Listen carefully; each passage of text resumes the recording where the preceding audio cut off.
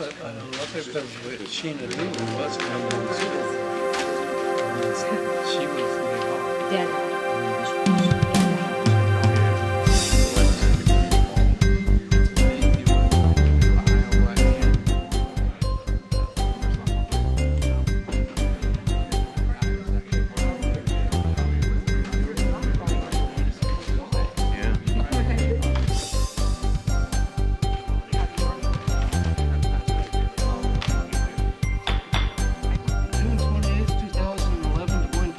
Recreation Board meeting will come to order, please. Rebecca, would you call the roll, please? Galloway. Here. Jensen. Here. Gelb. Here. Ogle. Here. Motorson. Here. Nolan. Here. Cremery. Here. George. Here. Thornton. Here. Murphy. Here. We have a quorum. Next, we received some sad news. Don Tripp obviously is not here tonight. His wife's brother had an untimely death out in Colorado, and they're dealing with that. So can we take a moment of silence in memory of Mary Ellen's brother? Yeah. Thank you. And also, I'll send around a card if everybody could sign it. Now, let's talk about the agenda. Even though the legislature is furiously doing some last-minute things, Dick came between crises, but he may be called away at any minute. His buzzer may go off. So I thought, well, he's here. If we could do our voting first, the board action votes, would that be okay with everybody? Yes. And then return to the rest of the agenda. Okay, all those in favor of the agenda as amended, say aye. Aye. Opposed? The agenda is approved as amended. Okay, next we'll go for board action, item number A, the Heritage Carousel fees. Is there a staff presentation on this? No. Is there a motion to approve? So moved. Second. Any discussion, questions, comments from the board? Are we ready to vote? Rebecca, would you call the roll, please? Galloway. Yes. Jensen. Yes. Gelb. Yes. Ogle. Yes. Motorson. Yes. Nolan. Yes.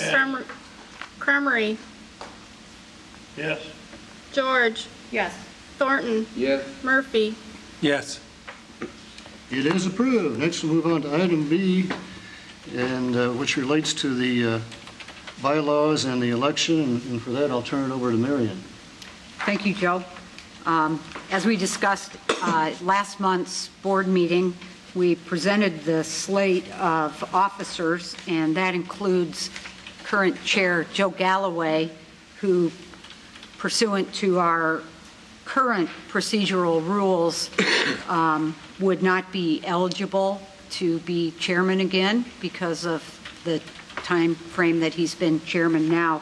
However, our rules do allow for a suspension of that particular rule, which is rule number 12 under part 5, that limits a chair to 2 consecutive terms. However, rule number 37 allows for a suspension of any of these rules if it's agreed to by 2/3 majority of the board. So I am, and the nominating committee is recommending that the board approve suspension of rule number 12 for this voting period in order to allow Joe to be presented and hopefully elected as chair of the park board for the next 2 years. I hope I explained that so everybody can understand. Well, this sounds great, but I'm just wondering why it's only 2 years, the term, and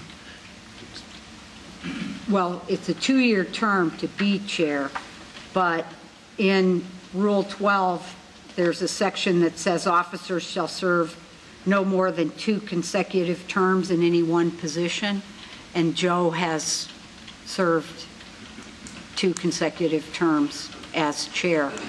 And I I wasn't party to writing these rules, but I've seen term limits on positions in the past, and I think it can be a good thing and it can be a bad thing in that if you have a great leader like we do, it can limit their ability to continue in that position.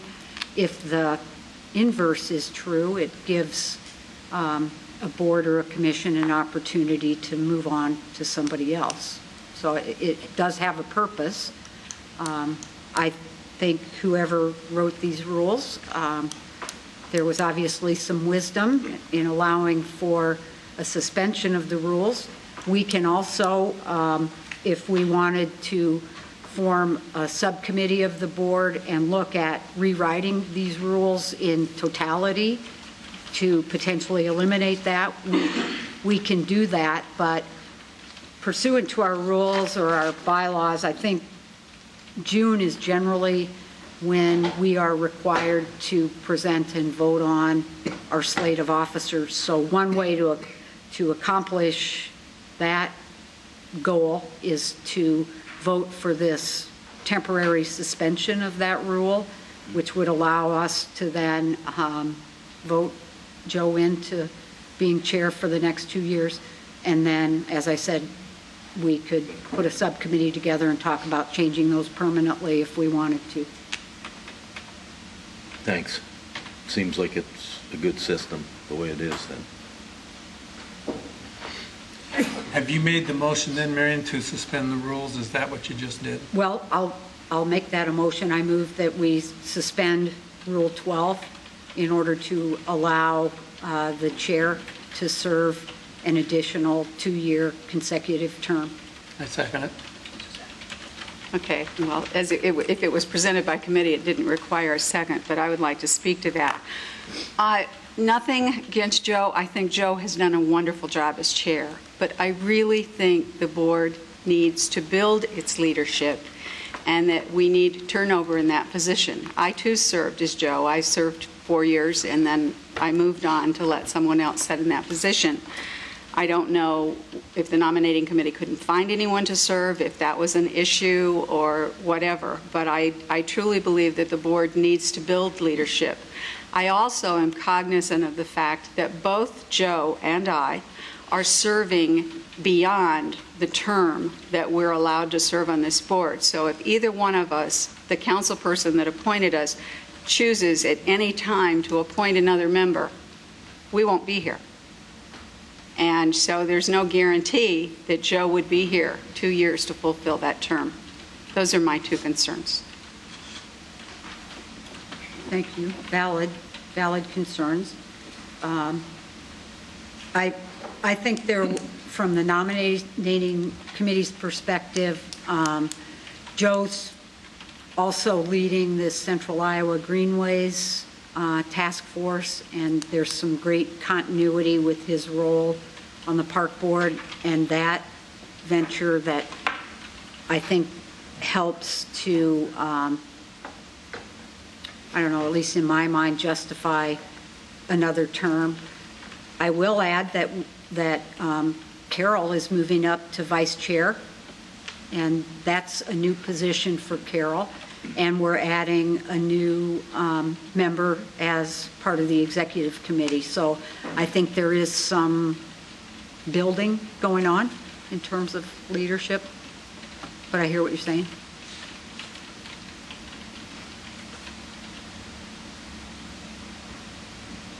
Marion already spoke to it, but I was going to speak to the Greenways and Trails Committee because it seems like it's just in the formation period, and Joe's had so much to do with that, and I think the continuity would be so important to continue that at this time.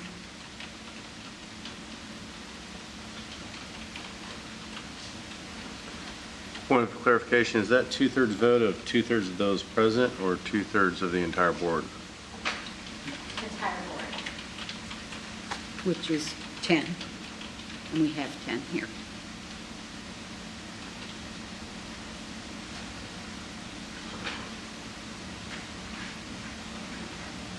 Well, let me ask this, would someone else like to try the job?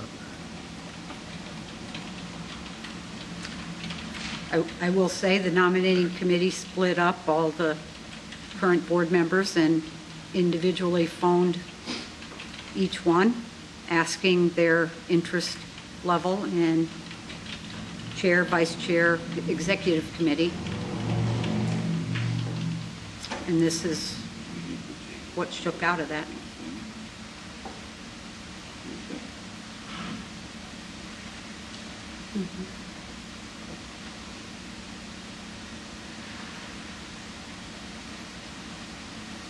Well, there's a motion. Was there a second? There was. There was a second.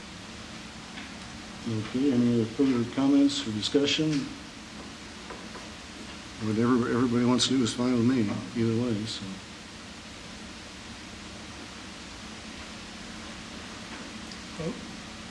We're ready to vote? Okay, Rebecca, would you call the roll, please? Galloway. Yes? Jensen. No. Gill. Yes. Vogel. Yes. Motorson. Yes. Nolan. Yes. Emery. Yes. George. Yes. Thornton. No.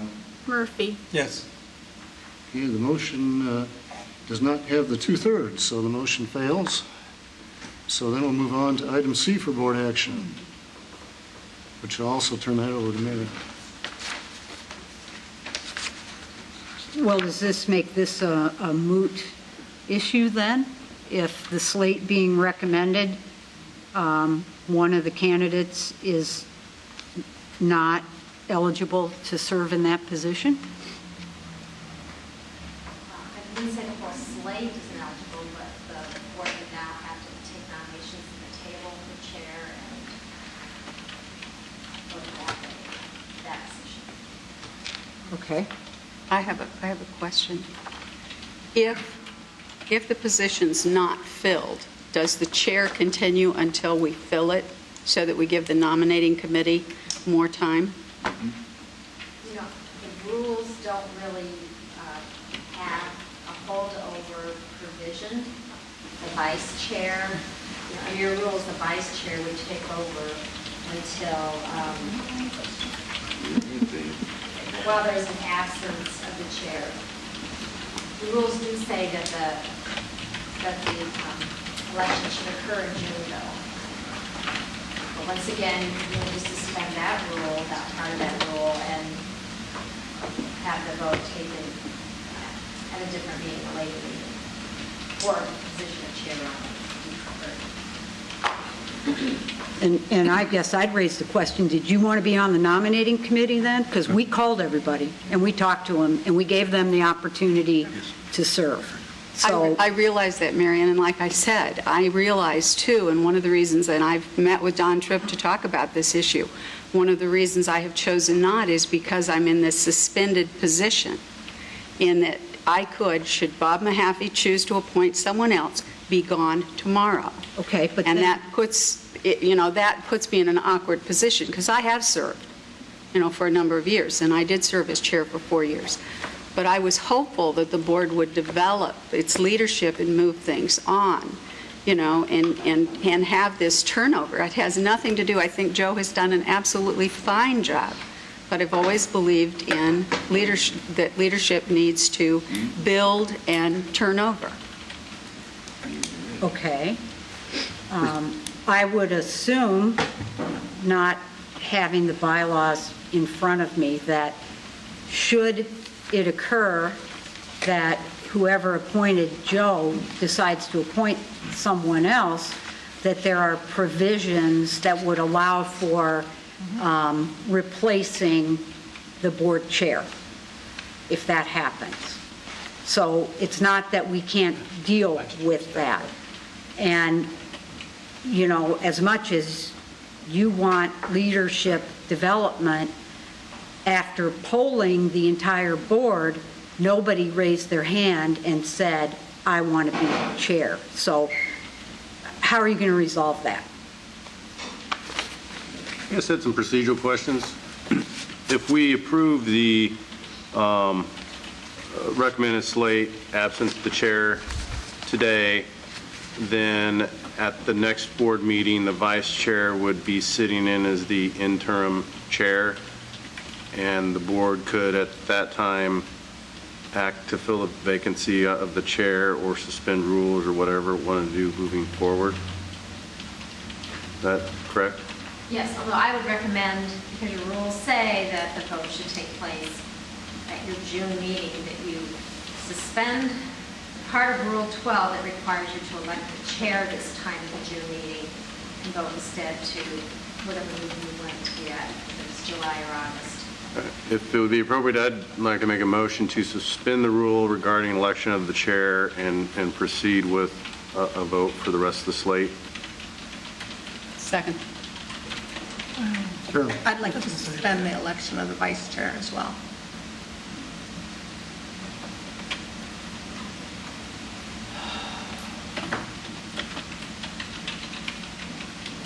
I offered Until my it's motion just determined. I offered my motion as just a way to get through this meeting. And as far as I'm concerned, it doesn't set in stone any future action, what we do.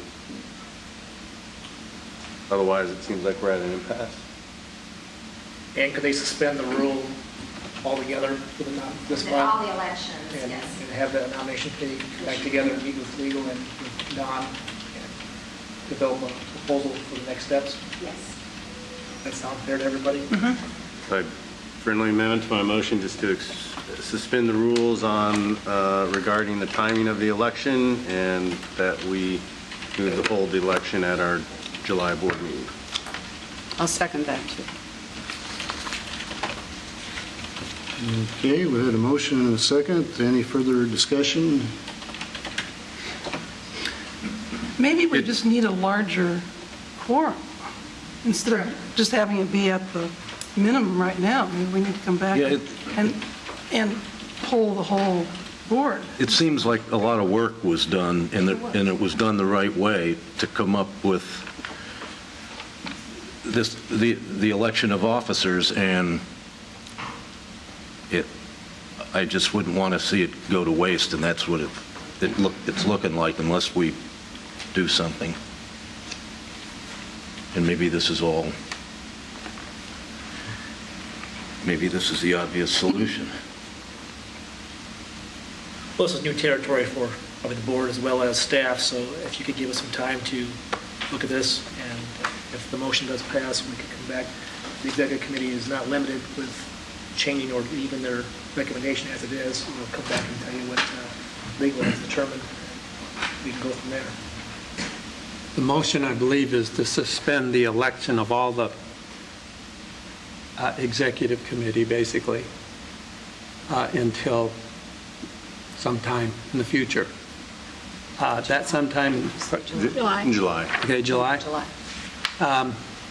If we do that, I don't know who's going to run the meeting in July. So I would vote against that motion.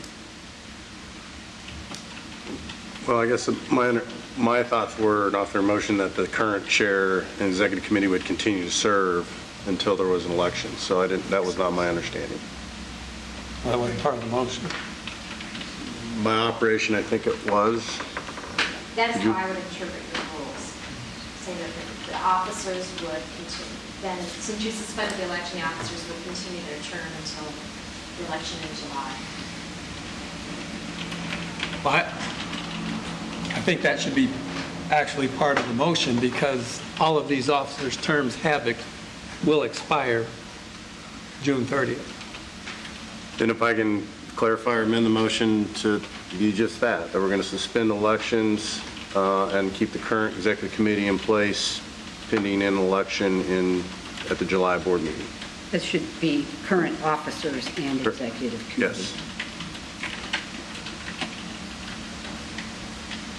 Agreeable with that? Yes, I'm agreeable to that.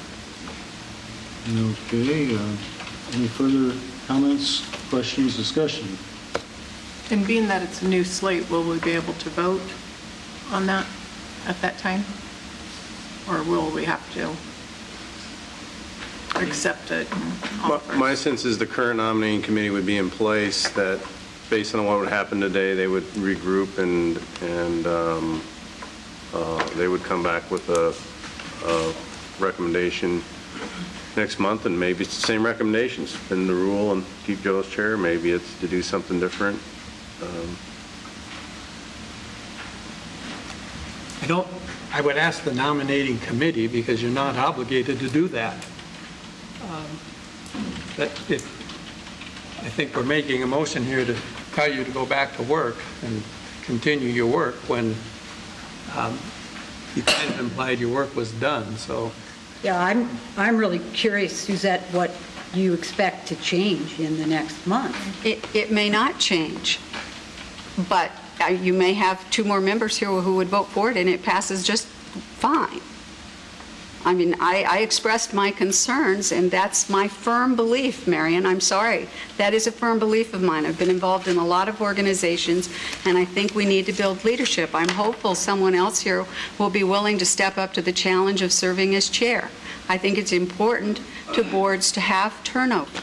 So then I'm hearing that you want to be part of the nominating committee, so you can make that. I wasn't asked to be part of the Well, nominating. would you like to be part of the nominating committee then? That's, I believe the chair appoints the nominating committee. I said anybody who wants to be on the nominating committee can be on the nominating committee, and I don't know if you were at the meeting or not. If you were at the meeting, you were invited. I may not have been here, Joe. If you weren't because here, well, then, of course, yeah. so, if you want to be on it, you're on it. As I said, this is my position today, and I'm going to stand by my position. If next month there are 15 members here, this slate may pass, and I can still vote my conscience.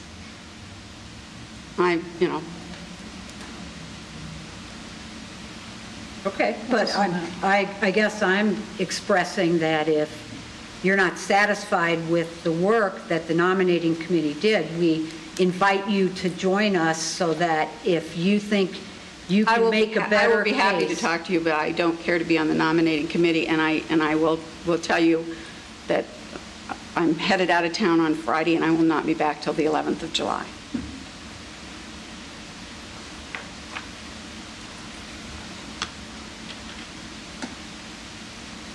Okay, well, I think we've kind of beat this into the ground. Does anybody else have anything before we vote? Okay, are we ready to vote? Rebecca, would you call the roll, please? Galloway. Yes. Jensen. Yes. Gelb.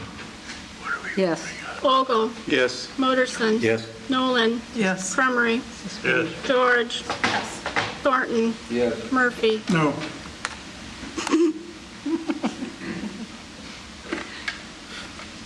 So it doesn't go through. So I guess that did not get the necessary 2/3, so I don't know what to do. I guess we'll just go on with the rest of the meeting. When does those new terms start? In July board meeting, or? So now we leave ourselves in the position of not being in compliance with our own rules by not voting in new officers? Yes. And what's the consequence of that? Well, it's not an ordinance that requires you to have your election this month. It's your rules. I would interpret your rules to say that your officers would then be holdovers until you have an election. So why did we have to have this vote in the first place then? Trying to be in compliance with our rules? Yeah, to conform to your rules, yes.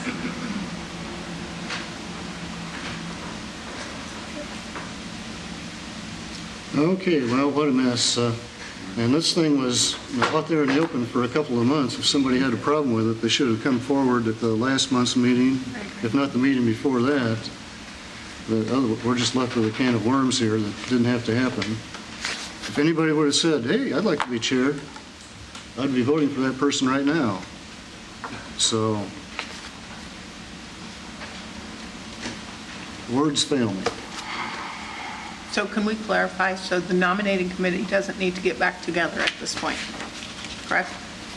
Staff will review the situation and provide a proposal back to the board. Okay. Miriam, could you remind me of who was on the nominating committee? Sure, it was Carol George, Dick Thornton, and myself. When you put the committee together, were all three of you, when you put the slate together, were all three of you behind it at that time? Yes, And we Dick were. changed his, Dick changed his mind later? Pardon? No, my problem is, I, with the bylaws and the articles and all that wished together, and the fact that we have a situation where, you know, all of us, I guess, serve as long as the person that put us on wants us to serve. The only place that we appear to have a problem is in the chairmanship and the length of time that could exist. So, you know, I think we need to take a longer look at the articles and the bylaws and the rules and come up with a reasonable way to handle the situation. You know, I mean, as far as I'm concerned, Joe could be the chair until his replacement is duly elected and qualified.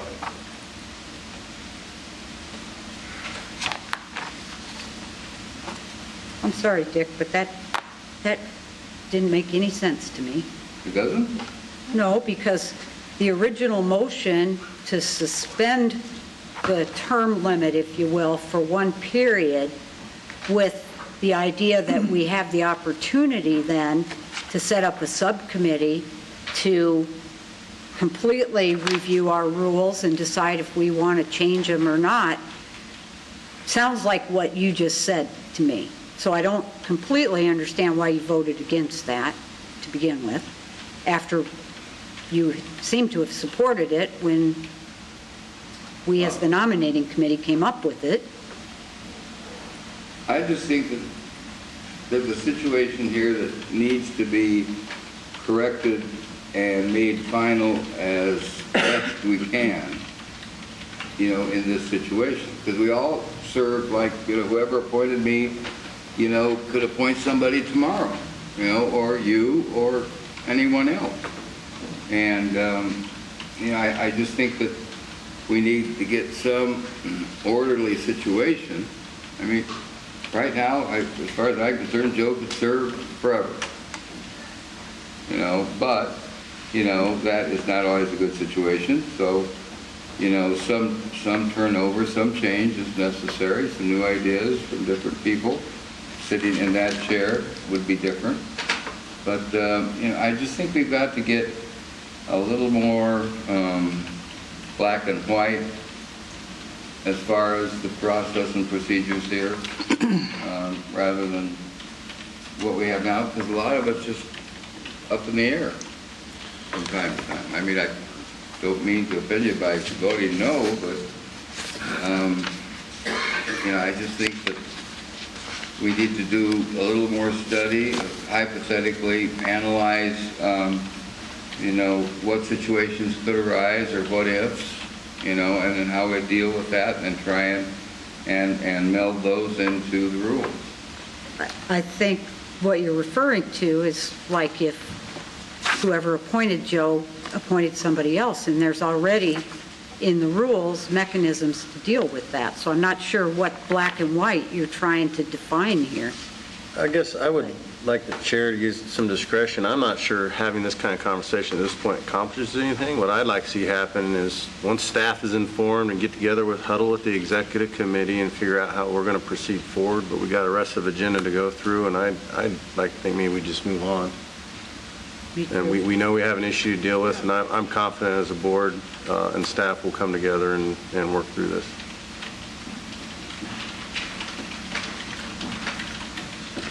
Okay, are we ready to move on? Please. Okay, we don't have anything to vote on here, do we? We're just moving on? Okay. Next, we'll move on to the, let's do the Citizen Gulf Committee member recognition. If Joe and Dick Thornton and Carol George could meet me out front, we'll have a little presentation. Award Jim Calvin, who's here today. Jim, why don't you come up? No. He just likes to talk.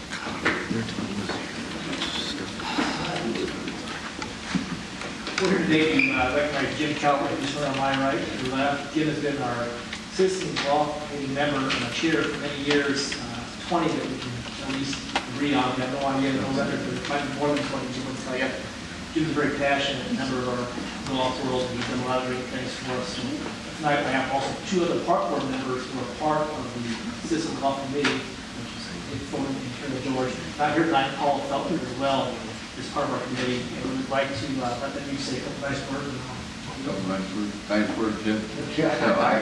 I want to thank Jim for serving as long as he did, and as well as he has. He became interested in the Waveland Golf Association. As a young man learned the game from his father. His father still is involved in that situation today at age 90. And also for his work with the Iowa Golf Association, Waveland Golf Association, and the Men's City Tournament, which is a very important situation and tradition that we need to carry forward in this city. So, Jim, thank you for all your work. Appreciate it. Thank you for your work also. In 2005, Jim assisted with supporting the National Youth Group golf program in Des Moines. Shortly thereafter, the first tee of Greater Des Moines was up and running at all 3 of our golf courses. And then in 2006, Jim championed the need for a new clubhouse at Grandview, at Grandview. And in May of this year, just last month, the groundwork working to begin the construction of the new $2 million facility. Jim's had many great accomplishments as far as our group, our committee. One of the more significant ones that I can be part of, or at least I'm experiencing the benefits of this, was Jill led through the process for many of the golf courses in the Midwest were struggling due to the abundance of golf courses that were built in the 90s. And we did a unique thing here with the Park Board and Council action as well, was to lower our golf fees that actually drove our numbers through the roof. And while they're struggling, we benefited and we're still here today. So some great golf courses, some great leadership. And with that said, thank you for all you've done. And I'm going to give you a little certificate here. And a few words. This is from Joe Galloway and the board to you.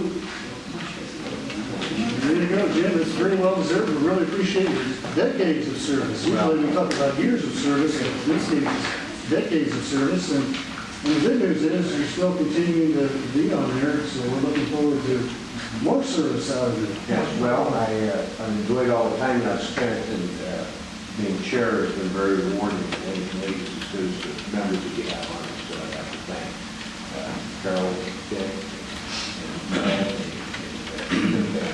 so thank you very much. Well, thank you. Thank you.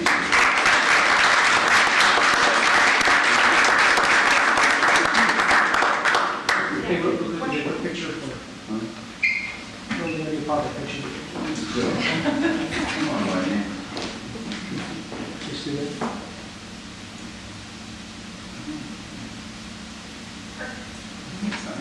It's good to look back.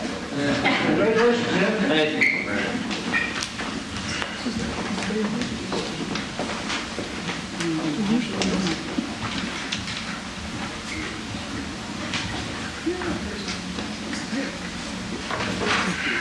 Okay, next we'll move on to the minutes of the May 24th meeting. Is there a motion to approve the minutes?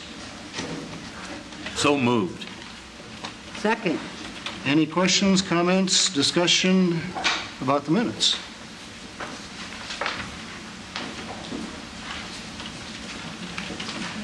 All those in favor of approving the minutes say aye. Aye. Opposed? The minutes are approved.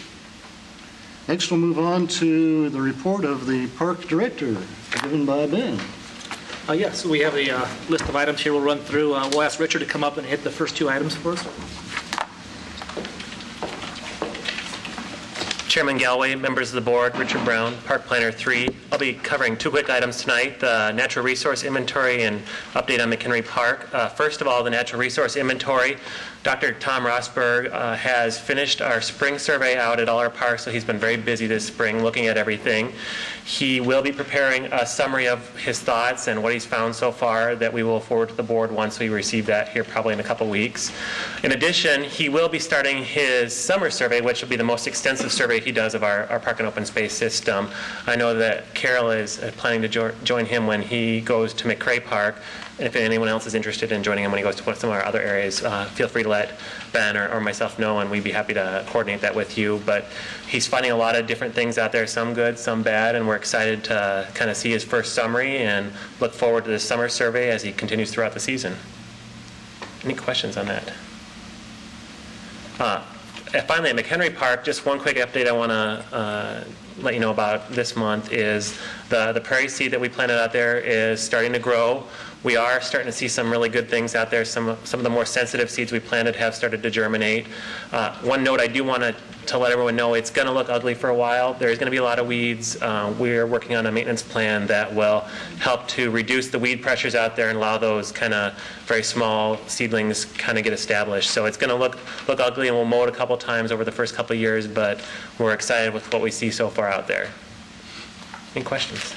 Richard? Yeah. There was a day, like many, that it rained when they were supposed to pave the trail in there. Is that backed up or pushed back? Or? Haven't heard a rescheduled date for that. What Bob's referring to is that about 2 weeks ago, before the heavy rains we got, the paving contractor was getting ready to pave just the McHenry Park Trail portion of that trail, and due to the rains, hasn't been able to get back there since. When we get a more updated time frame again, we'd be happy to let everyone know.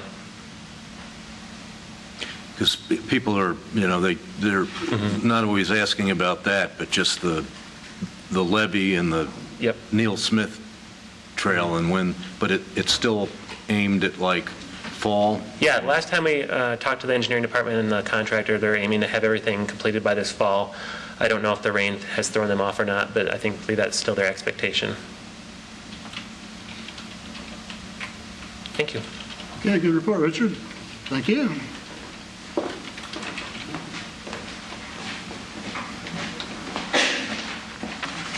Chairman Galloway, members of the board, Tiva Dawson, Recreation Manager. I'm going to, if it's all right with you, I'm going to kind of catch all of my updates that are under me and that are on here. I have the Family Self-Sufficiency Program request. If you remember last month, this was part of your agenda. It's kind of a receive and file. The meeting got so long, we actually didn't have a chance to discuss this. It was on your agenda due to the fact that we had a request from the Housing Department, Doug Romig, for some essentially scholarshiping some of his clients that are in a special program, the Family Self-Sufficiency Program, for items that were above and beyond what our current scholarship program already offers. And so we wanted to have a chance to get feedback from you on those sort of requests. Due to the fact that it's summer, we went ahead and filled that request, and there's about 45 to 50 clients that are receiving different types of benefits from that. We have 48 family season swim passes that were distributed, 32 individual swim lessons. So this is probably a lot of folks who may not have been able to afford to send their kids to swim lessons. And then we distributed a coupon book that has free shelter rentals, pedal boat rentals, and bike rentals at Grace Lake, as well as some zoo passes and skating plaza passes. So I just want to give you an update on that agenda item that you saw last month. Any questions about that? Okay, I'm going to go ahead and cover the aquatic centers, a wading pool opening and recreation program update. Essentially, this is just kind of a checking in saying it's summer, and obviously this is show time for a lot of recreation programs. We're quite busy. The aquatic centers, if you remember, we have changed our policy, so now we have one of the aquatic centers that is open for Memorial Day weekend. If you remember, Saturday and Sunday were not great days, but Monday was a very warm day, and we saw a great turnout at Teach Out Pool. That pool that's open early and one that opens and stays open later will rotate around the city each year. So we're really glad that we had that change in policy. We were able to serve the community. For the wading pools and the aquatic centers, obviously we've had a lot of rain this year, so attendance has been down, but looks like this week will be a nice week at those facilities. In terms of recreation program updates, I just wanted to kind of do an overview of some of our programs. Many of you know a lot of our existing programs are in full swing, like the tennis lesson program For softball, we have 100 co-ed teams and 110 men's teams that are registered for this summer. It doesn't include our fall numbers. We've already had 8 major soccer tournaments at the county soccer park this summer, with over 50,000 participants, coaches, and spectators enjoying the facility. We also, coming up just soon, July 7th through the 10th, we have the 2011 President's Cup National Championships, which is just a great thing to bring to Des Moines. If you ever want to go down there to the soccer complex and get a tour during one of those major events, please let us know, and we'll pair you up with our staff to see the facility when it's kind of, sometimes we take you on park tours to these facilities, but there's nobody there, and it's kind of fun to see them when they're at full capacity. We obviously have our urban fishing program, and that's in full swing as well. I saw a few of you at Juneteenth at Davis Park a few weeks ago, and that was a huge success for an event. And as you know, Davis Park has a lot of activities going on, and I encourage you, any weekday from noon until 7, we have park programs that are happening with our staff there. There's also basketball leagues and football that's happening there as well. So there's a special event happening all day on Friday, July 8th, so you might be interested in stopping by for that. We have a total of 16 free flicks that are happening and throughout Des Moines. Some of them have already occurred. We have a few still coming up in July and August, and then of course we have the series in September as usual. Yoga in the Park, I know I've seen a few of you at Yoga in the Park as well at Grays Lake, and that's doing very well. Got rained out once, but we're still in the 200 to 300 range every Saturday morning there. And then we added this year, based on the sponsorship of the City of Des Moines Wellness Program, we're able to add yoga on the lawn as a partnership with the Des Moines Library, and that's been going very well as well. That's Tuesday, Thursdays. If you haven't had a chance to get down there, please try to do so. In the evening? Nope, that's from, is it 11 or 11:15? I always get it mixed up. Is it 11? 11:15 to noon. Yep, so it's 45 minutes. And then Unwind, if any of you have been to that at Grays Lake, it's a wine tasting with Jasper Winery and music that happens. It happened every Friday in June and will happen again in September. We had about 250 for an average attendance to that as well. And then, of course, our expanded sailing program, even little kids age 10 can learn how to sail. There's teen programs as well as adult intro to sailing there. Swim lesson registrations are up from last year so far. We have 759 that have registered, and we still have 3 more registrations to come. So it's kind of a quick overview of the many different things we have going on. Our shelter rentals are also up. I haven't gotten total numbers for this year, but we've seen an increase in our shelter rentals as well. Obviously, 8035 is happening this weekend, and some of our park facilities and the Arts Festival last weekend, so it's very, very busy. Any questions? I think that covers all my items. Thank you. Hey, thanks, Steve. A great report.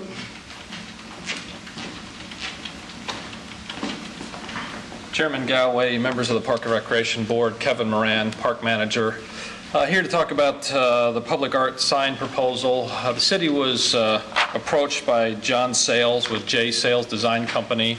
He had an idea to place a piece of art at Grandview Golf Course to commemorate Mrs. Bright for her donation for that facility. His piece incorporated the name Bright Grandview Golf Course into it. As with any piece of sculpture on public property, we had them do a presentation to the Public Art Foundation to get them to have their approval on it and their input. They came back with a letter saying that because the sign is part of the piece, that is not really deemed as part of a sculpture, but more of a sign, and so that it comes back to the park board to kind of decide on how that fits into the golf course at this point. So we are working with the city managers. We're trying to get a letter from John Sales, a layout of the piece, and we hope to get that information on to you shortly here and decide where we want to take it from there. Anything else on that you want to add, Ben? Or? Nope. Do you want to hit your other item on the golf course update? You bet. As Carol mentioned, Bright Grandview Golf Course, the clubhouse project has broken ground. If you've been driven by there, you'll notice that we've already done some of the grade work for the new parking lot on the north side. I should say a lot of grade work because there is a large pile of soil on the south side that has been moved. That is to get the grade to be flattened out in that area. At this time also, the clubhouse is down. Again, drive by it. It's been knocked down yesterday. It didn't take them too long to knock it down. I will let everybody know, and the people watching at home, the course is still open. So the 18 holes are still playable. We are using the new number 9 green that we built last year, so it's got a nice new green for number 9 hole, a nice little 100-yard, 115-yard par 3. Very nice hole that we built. So just remember, if you come out to the course, use the north parking lot, which is off of Sheridan Drive, or try to find some parking along East 29th and enter the course from the north side there. Right. Any questions for Kevin? I guess I do have a question on the public art signage. What is the next process that you said is happening? The next process, we're getting a letter from John Sales that will explain what his proposal is, and along with that, pretty much a picture of what he's proposing, a graphic. We haven't received the graphic yet. The intent is to kind of get a few of the members of the board together to kind of review that and see how it fits into the golf course and the other signage along that aspect there. Yes, Mary? So did I understand you then to say that this sculpture is going to be the golf course sign? No, it's not. We have we already have our unique signage in place that we're Right. using around certain areas, golf courses, parks, tennis course complexes. We will still have one of those signs out at the golf course, which would be along the road. What John Sales is proposing is a little bit more graphic sign that would be closer to the clubhouse, and I believe it has like a flower and a bird to it, and then it has the words and something like that. The way he does it is it's gifted art is how they're proposing it to the city, and so they go out and locate donors to raise the funds to get this proposal completed and installed. Kevin, once we receive this letter and the information we need, do you need the volunteers from the board to sit down and review the... Yeah, last time we had a few of the members that were involved on some of the art way signs. I think we're trying to figure out where art was located in the downtown, and we had a few members that were interested in that.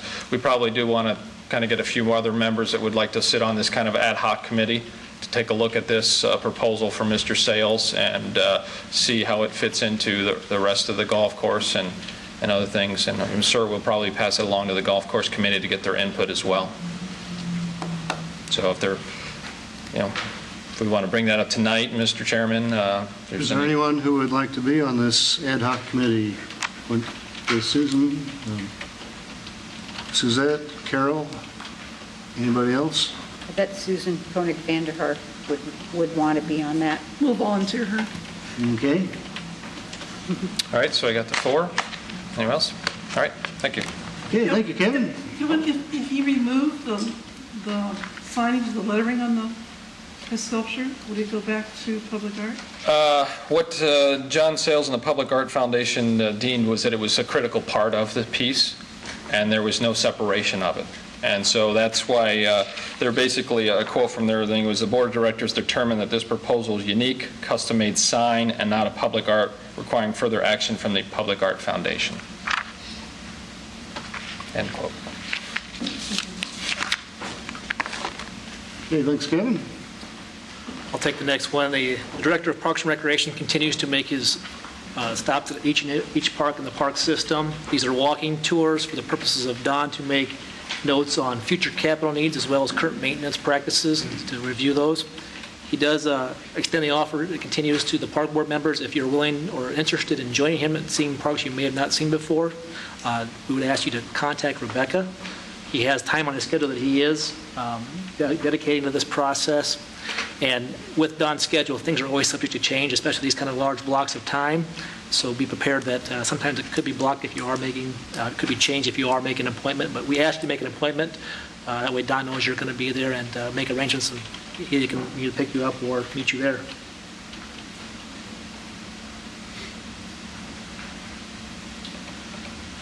Okay, Rose Garden Committee?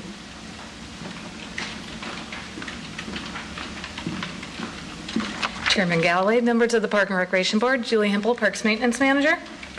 We're looking for a representative from the committee to sit on our Rose Garden Committee. We have 11 members currently. They meet 6 times a year at the Claire and Miles Mills Rose Garden. Future meetings are July 14th, August 25th, October 6th, and November 17th, so only 4 remaining for the year. We meet from 11 to 12, typically over the lunch hour. Weather permitting, we'll go inside to the Glendale meeting room there. Our mission of the committee is to assist the Park and Recreation Board in providing advisory oversight and development of fundraising, planning, and strategies of the Claire and Miles Mills Rose Garden. Some of our goals for 2011 are providing recommendation on rose varieties, reviewing and recommending capital improvement projects for the garden, assisting in producing a standard operation and procedure for the maintenance of the garden, and providing ongoing fundraising for the garden. I am looking for any volunteers. So would anyone like to be on the Rose Garden Committee? We can have more than one. There's no limit to the... There's no limit. Okay. So can we nominate? Right, if you don't come, you get... That's right. That's why you come to meetings. Vince isn't here. There you go. The next 2 items, this one and the next one, are recruitments, so we can send an email to the entire board. Okay. Should there be other people that aren't here that want to volunteer? Okay. If you have any questions, feel free to email me or give me a call, and I can ask any questions for the Rose Garden. Thank you. Thanks, Julie. Next is our Cemetery Advisory Committee representative, Andrew.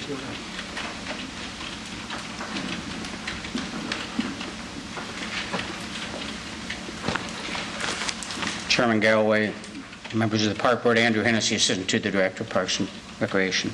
I just wanted to remind you that we do have a Citizens Cemetery Advisory Committee. That's an ad hoc committee for the cemetery group. That committee has the possibility to have 8 to 11 members, and of those members there are 2 members that can be appointed by the Park Board. I think, Suzette, you currently serve on there, and I think, are you the only Park Board member at this point? Currently, yes. Yeah. So basically, we're kind of looking for someone to fill the second position from the Park Board appointment. I wanted to warn you that the committee meetings are quarterly on this cemetery committee, and they right now conflict with the executive board planning meetings on that date. So there is a conflict there in regards to that. But the meeting, they only meet quarterly. The purpose of them is to promote citizen awareness of desirability of good public cemeteries, to interpret public goals and needs of the cemeteries, to study continuously the needs of the public cemeteries and effects of cemeteries on maintenance and management, and to accept policy study assignments for the board for consideration. So, if there's anyone interested in that, Joe, you may want. Yeah, we're looking for somebody else to... Go ahead, Suzette. I just have a question, because I submitted a name to Max Nauer of a citizen that wants to serve. Do I need to get that to you?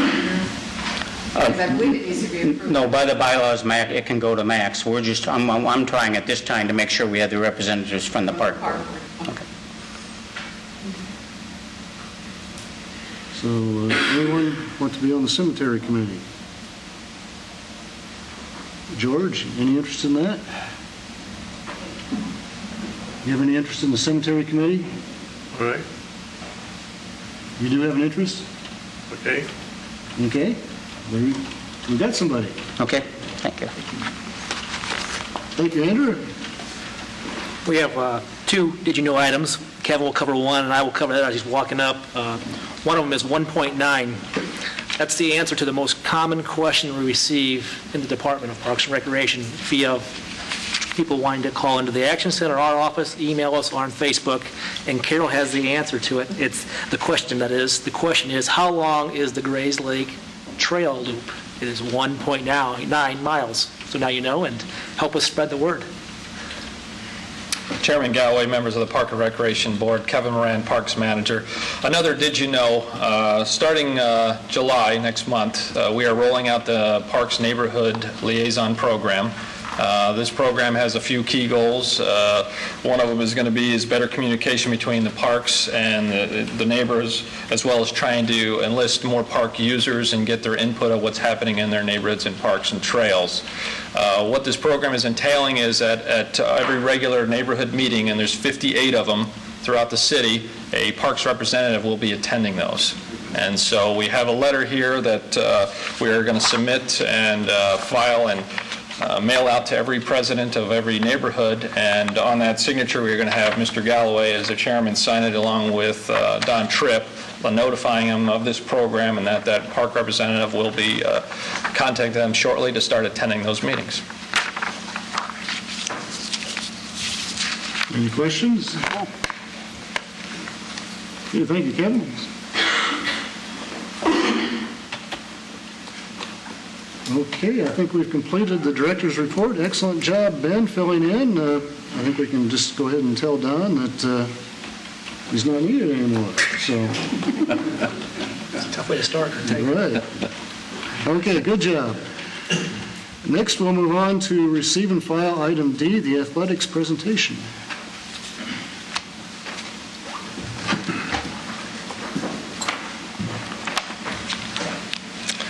Chairman Galloway, members of the Park and Recreation Board, Brian Becker, Park and Recreation Superintendent. I've been here for 15 years, and 8 of those years I've managed the athletic program. Today's presentation will provide an overview of our athletic programs and facilities.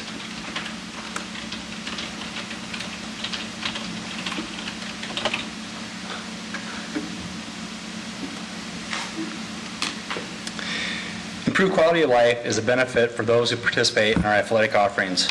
Our athletic programs provide fun and competition in a family environment that contributes to the better personal wellness. Economic impact from the sporting events hosted in Des Moines is a tremendous benefit for our local economy. Des Moines residents benefit from every dollar spent, including food, travel, shopping, and entertainment.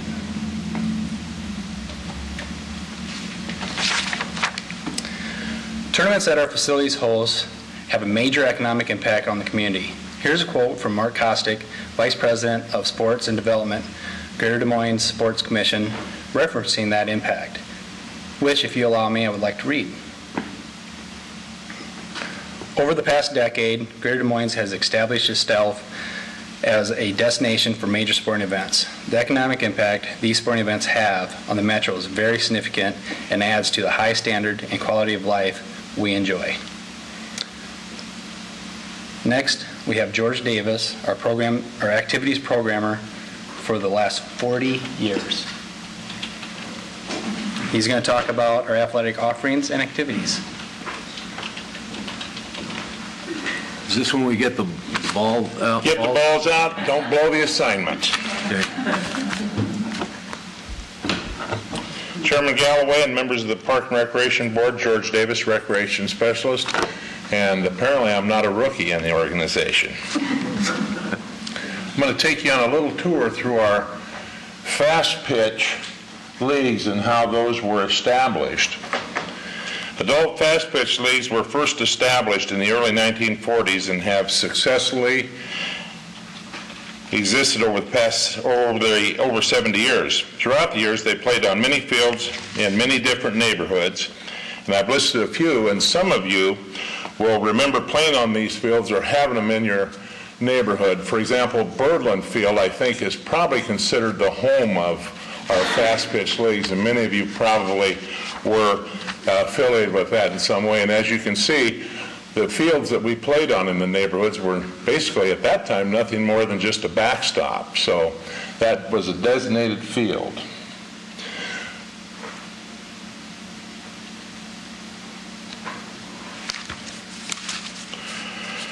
Softball today includes fast pitch. It's evolved a little bit. It includes fast pitch, slow pitch, and co-ed teams.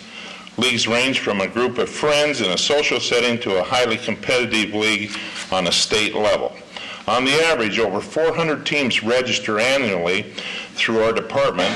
That means over 6,400 participants in this program alone.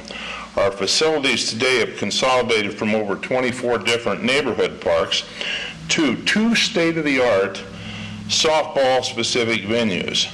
I would invite each and every one of you to the Greater Des Moines Softball Complex and see what this facility provides to our community. It's just a beautiful, beautiful complex. And as you can see, the balls that we handed out there, you can take those with you when you leave and play catch with a kid in the neighborhood or give them to someone, and then that'll be future participants in our program. Now, for the more aggressive athlete, I went backwards, excuse me. For the more aggressive athlete, we have men or women's flag football. That's the sport for you. This fall, over 40 teams playing throughout the week with over 600 participants. Our program currently ranks among the largest in the Midwest and is host to the state tournament. You can come and join the fun. We play 5 to 6 nights a week, and this is really an exciting program. Very physical. From November through March, basketball is the sport of the season. Our leagues accommodate ages 3 to 93. The 2010 season registered over 80 teams with over 1,000 participants. The gyms are packed with spectators, coaches, participants on a weekly basis. Our regular season concludes with numerous tournaments on a city and state level in March. We have our own March Madness. The James County Soccer Complex is a nationally recognized soccer venue that brings national and regional tournaments. It benefits local youth, high school, adult, and collegiate athletes. For example, the youth tournaments alone this spring have brought in over 800 teams. It is the home field for local high schools and universities. County soccer is the only venue in Iowa that has hosted the Missouri Valley Tournament, as well as an NC2A and NAIA Collegiate Advancement Tournament. It's a source of pride for our community, and one of the things that we really enjoy about this is we have our local kids that are able to play at this facility, and they really, really embrace it and get a kick out of it. Next will be Tim Smith, and he'll continue on with our presentation. Any questions for George? Okay, good job, George. Well, thank you. You can keep the glove, too? Beg your pardon? We get to keep the glove? No, that's my old Little League glove.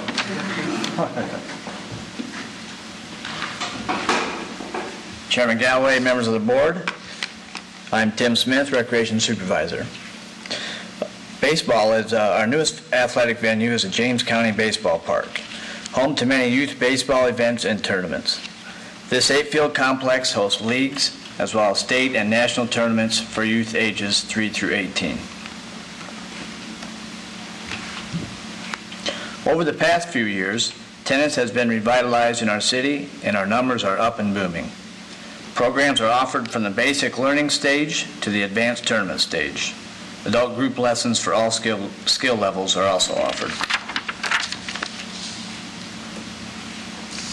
For new programs, our department is expanding programming into popular non-traditional activities.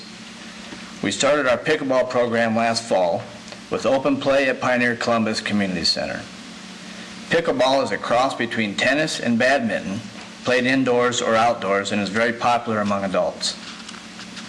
An indoor tournament was held this spring and was so well received we had to create a waiting list for individuals. Seeing that success, we hope to expand to summer tournaments held at our outdoor facility at Whitmer Park.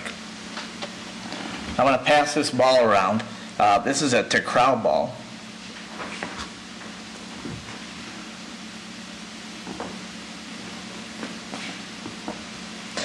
Tacrow is another new program that we are offering. Tacrow is a fast-growing, popular sport among our Asian American residents.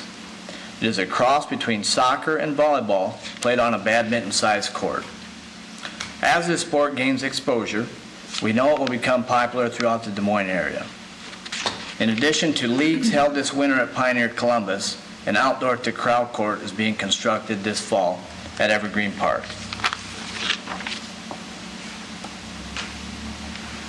Each year, our department helps hundreds of youth and adult athletic teams find a place to practice through our park permit program.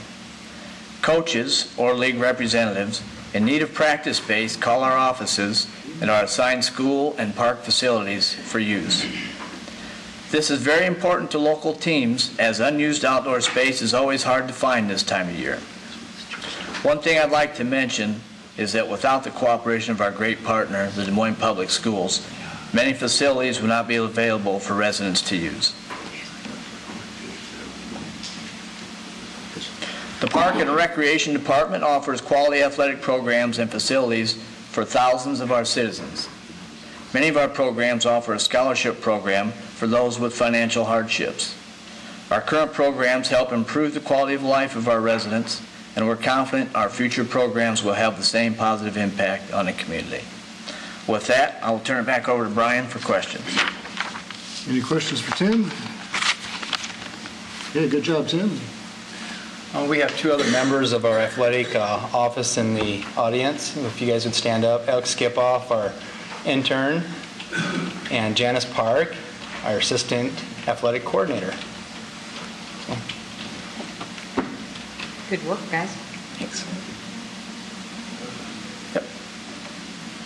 What are we going to do about, or what can we do about the Des Moines Girls and Boys City Junior Golf Tournament?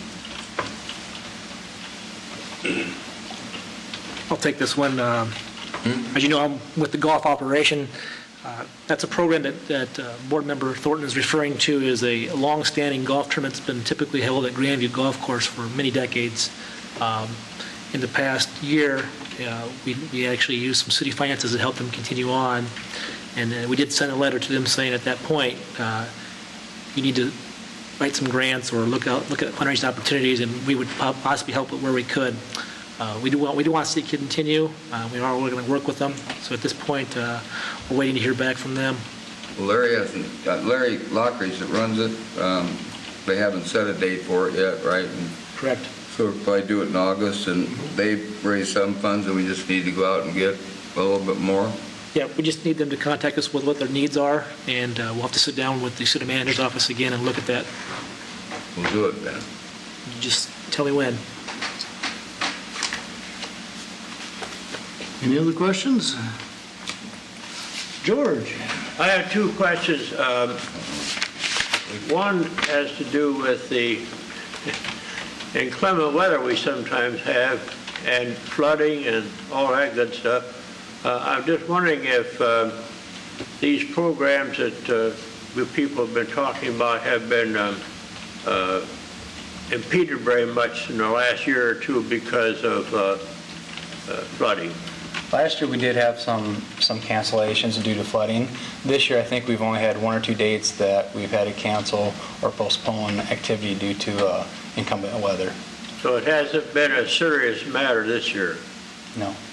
Now, also, are there any hard figures on paper about the number of participants in these? When I hear people like you men give reports by the number of participants that are mentioned just boggle my mind. I had no idea there's this much going on in our city.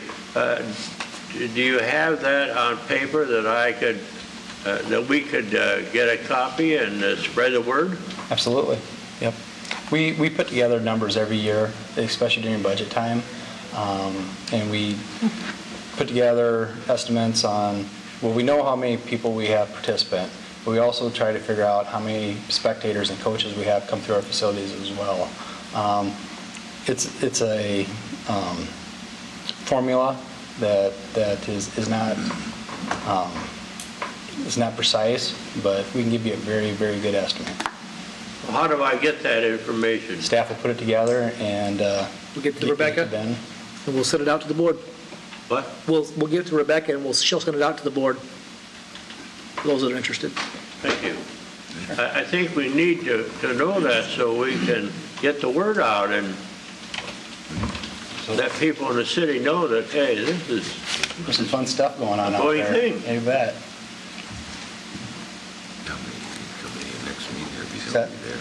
You mentioned tennis is on a comeback, but we've lost a number of courts around the city over the last few years. Are we looking at how we can incorporate some other forms? I know when we were at the National Park and Rec Conference, there's a new small-sized tennis court that you can even set up inside to start younger children on that. Are we looking at any of those? Yes, we actually are. Through the Pioneer Columbus Community Center, we are running indoor tennis programs currently. So, and we can. Does that use the pickleball net or? Well, there's a different net for that, but we're also doing that at the Pioneer Columbus Community Center on Wednesday nights, I believe, in the winter months. Any thoughts of expanding that to any of the other community centers, or is it an as requested kind of, as you have staff that can do that? We are going to expand that to the 4 Mile Community Center, and actually, I think we might have already done that this last winter. So.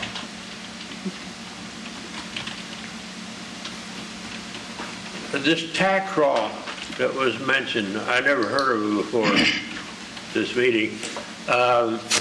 Is that something that's come in from our people from the Far East? Yes, it's. We did a presentation, I believe, a few months ago on that. It is traditionally an Eastern. It originated in Eastern, but we've gotten a lot of residents asked us to provide that, and we've actually decided to build a court in Evergreen Park. So hopefully they can get out and enjoy it even more. Approximately a year ago, Board Member Shin was approached by some constituents that wanted to see this game in Des Moines, and like every board member, we're always looking for ideas too. So if you have people approaching you for new games, we're willing to try them and see what kind of need there is in the community. And that's how Tack Trail got here, was Board Member Shin's contact back to us. So. I first became aware of pickleball when we had a tour for parkboard people when I was out on the west side, and I'd never heard of it before. Is that catching on gradually? Yes, and I think Tim referenced it in the presentation. We had a tournament this winter, and it filled up within about 2 weeks. And we had a waiting list, and we believe it or not, we had to turn a few people away. So you expect it to continue to? Yeah, in other communities, especially in the South, it's huge, and it's starting to get bigger and bigger in the Midwest.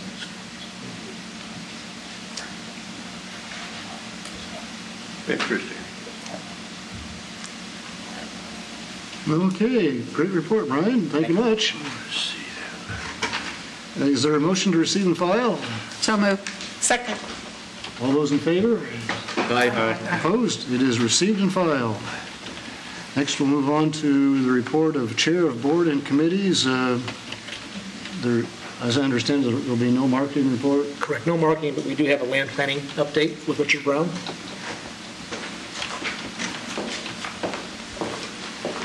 Chairman Galway, members of the board, Richard Brown, Park Planner 3. We had a land planning committee meeting on June 9th. At that point, we put out a projected land classification system to that committee and got some good feedback and comments. So our plan at this point is we're going to be having 2 more meetings, July 28th and August 2nd. At those 2 meetings, they will be intensive meetings to sit down and go over all the details of those proposed classification systems, including all the categories, as well as all the details relating to those classifications. So those that are interested, I'd invite you to join us for those meetings. They're at 5 o'clock, and we anticipate each one will last about an hour and a half. So we're going to spend a lot of time going through those details. So if you can make it, we'd be happy to have you, and we can send out the details to everyone. Where do you meet? Right now, we're going to meet at the Park Development Center, which is at 405 Southeast 20th Street. Did you say the 28th and the 2nd? Yes. Okay. This will all be sent out on an email too via Rebecca, so we'll have to take notes tonight. Thank you. Okay, thank you, Richard. Anything else from the good of the cause? Announcements or anything? All right, go ahead. I just want to comment on the trailhead signage. When I first saw it and saw the proposals for it, I thought the signage was way too much and too big. I have to tell you, since they've been installed, there are groups of people around them, and they are just, they're making such a hit. I had a Bosnian man explaining to me about Gray's Lake and the distances around, and I was going to say something, and I thought, he has such ownership of it because he can see the whole trail system. He was showing me how I could get out to Sanderville. And, it's great. It's cool. Super, that sounds good. Suzette. Just kind of a point of clarification of how we process things. I sit on the Northeast Neighbors Board, and we at our last meeting had a lot of questions about trails, and we'd like to invite someone to come to our next meeting and speak about trails. But I also think that it might be a good place to introduce your program to the neighborhood groups that you're going to start next month, of having a liaison. I've been to a lot of neighborhood meetings in the last couple of months, and I am really impressed with how the city has had representatives there and what these neighborhood groups are talking about on their agendas. Yeah, we can definitely do that. Okay. Our next meeting is July 18th at 6 p.m. at the East Side Library. Kevin, I see Kevin's taking notes. He's kind of managing the program for us, so he'll get somebody there. And at any time that any of you are on any committee or board that want a presentation that you think is beneficial to our department or the public, just let us know, and we'll make all arrangements to get there. We go on the road whenever, so we enjoy that too. Okay, great. Anyone else? Just a quick update. Carol. I'd ask that if anyone is interested in any of the committees, the executive committee, chair or vice chair, to please get with either Marion, myself, or Dick as the nominating committee. Okay. Good point. And just a last quick brief update for you. Staff is preparing to move the admin office again. We are going back to the old office at 3226 University at some point in the end of July. With construction schedules, it's always hard to nail down that exact date, but we know that our lease ends up in August, at some time at the end of August, at the current site on 600 East Court, and we are getting close to getting ready to move in, and probably be the end of July there. So future executive meetings and other meetings will be held back at University or City Hall, so just FYI. Are you also talking about moving the athletic offices? At this point, the athletic offices are not going with us. It's going to be the park planners, though. The back half used to be Des Moines schools. They're no longer there, so we're centralizing as many as we can as far as the management team. So we'll bring the planners. We will bring a lot of the recreation staff, but not the athletic folks at this point. And then the admin team that's over at 600 East Court to be one core group. Okay. Okay, great. Anyone else? Is there a motion to adjourn? So moved. Second. All in favor? Aye. Opposed? We are adjourned. Thanks, everybody.